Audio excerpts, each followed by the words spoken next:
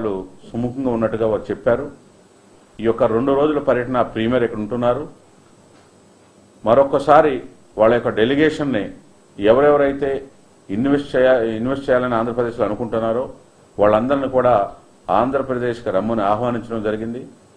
మనకున్న రాష్ట్ర ఈ యొక్క ఇండస్ట్రియల్ పాలసీని అనౌన్స్ చేయడం జరిగింది ముఖ్యమంత్రి గారు మొన్న. దానిని కూడా వారికి చెప్పడం జరిగింది. చాలా సుముఖంగా ఉన్నారు. తర్వాత రెండవది, చైనా అంబాసిడర్ ఈవేళ ముఖ్యమంత్రి గారిని కలవాల్సి ఉంది. వారు రానందువల్ల మేమే వెళ్ళి చైనా అంబాసిడర్ని కూడా కలిసి మనకున్న ఈ కొత్తగా ఏర్పడ్డ రాష్ట్రం వల్ల వనరులు, ఏ విధంగా రాష్ట్ర పరిస్థితి, ఏ అంశాల మీద అనేది వారికి కూడా వివరణగా చెప్పడం జరిగింది.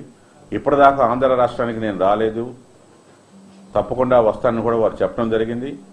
ముఖ్యంగా చాలామంది పారిశ్రామికవేత్తలు చైనా నుంచి మన రాష్ట్రానికి కూడా పెట్టుబడులు పెట్టాలని సుముఖంగా ఉన్నారని కూడా అంబాసిడర్ గారు చెప్పడం జరిగింది. ఏదైతే ఈ యొక్క ఆస్ట్రేలియన్ ప్రీమియర్ని కలిశారో అదే డెలిగేషన్, ఆంధ్రప్రదేశ్ డెలిగేషన్ కూడా చైనా అంబాసిడర్ని కూడా కలిసి ముఖ్యంగా ముఖ్యమంత్రి గారు రేపు 12వ తేదీ రాత్రి అంటే 12వ తారీఖున తెల్లవారుజామున చైనా పర్యటన వెళ్లనున్నారు. 5 వర్కింగ్ డేస్ ముఖ్యంగా ఈ పర్యటన ఉంటుంది.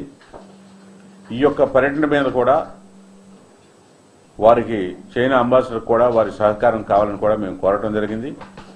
ఈ యొక్క పర్యటన ముఖ్యంగా నేను మరియు ఇండస్ట్రీస్ కమిషనర్ కూడా ఇంత ముందు వెళ్ళి ఏ ప్లేసెస్కి వెళ్ళాలి, ఏ పారిశ్రామికవేత్తలు ముందుకు వస్తున్నారో అవన్నీ కూడా కొంత హోంవర్క్ చేయడం జరిగింది. ఇప్పుడు రేపు ముఖ్యమంత్రి గారు కూడా అఫీషియల్ డెలిగేషన్తో పాటు 34 మంది పారిశ్రామికవేత్తలు కూడా ఈ యొక్క చైనా పర్యటనకు రానున్నారు.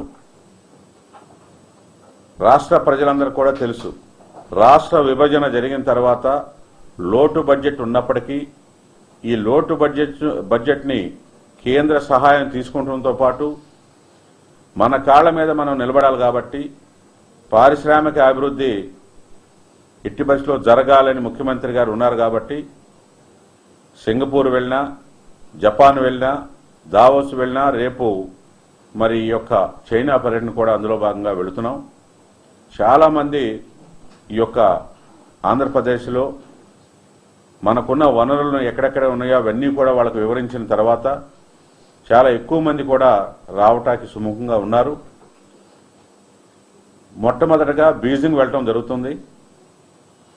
12, 13, 14, 15 వరకు బీజింగ్లో ఉండి 15 మధ్యాహ్నం నుంచి చెంగ్డు అని అక్కడికి వెళ్ళటం జరుగుతుంది. 15 తర్వాత 16 సాయంకాలం వరకు కూడా చెంగ్డూలో ఉండి అక్కడ అనేక మంది పారిశ్రామికవేత్తలతో కలిసి మన రాష్ట్ర పరిస్థితి చెప్పనున్నారు. అక్కడి నుంచి 17, 16 రాత్రి నుంచి షంఘాయికి వెళ్ళనున్నారు. 17 వరకు అక్కడ నుండి 17 రాత్రి బయలుదేరి మళ్ళీ హైదరాబాద్కి రావటం జరుగుతుంది. ఈ యొక్క 6 రోజుల పర్యటనలో అనేక మంది పారిశ్రామికవేత్తల్ని బిజినెస్ సెమినార్లే కాకుండా స్థానిక రాజకీయ నాయకులు, అక్కడ ఇంపార్టెంట్ లీడర్స్ని కూడా కలవటం, బయలాటరల్ రిలేషన్స్తో పాటు మన రాష్ట్రం, మన దేశం, ముఖ్యంగా మన ప్రగతి గురించి కూడా చెప్పడం జరుగుతూ ఉంది. అక్కడ ఇంపార్టెంట్ పాలిట్ బ్యూరో మెంబర్సు, అదేవిధంగా ప్రధానమంత్రి తర్వాత 2వ నాయకుడు, ముఖ్యమైన నాయకులను కూడా మేము వారిని కలవటం జరుగుతుంది. అదేవిధంగా అనేక అంశాల మీద వాళ్లతో కూడా మినిస్ట్రీ ఆఫ్ ఎక్స్టర్నల్ అఫైర్స్ ఏ పరిధిలో అయితే సమాచారం ఇచ్చారో అందులో భాగంగానే వాళ్ళతో కూడా చర్చించడం జరుగుతుంది. అదేవిధంగా అక్కడ ఇండియన్ ఎంబసీ, ఇక్కడ చైనీస్ ఎంబసీ సహకారం తీసుకుని ఈ యొక్క కార్యక్రమం రూపొందించడం జరిగింది.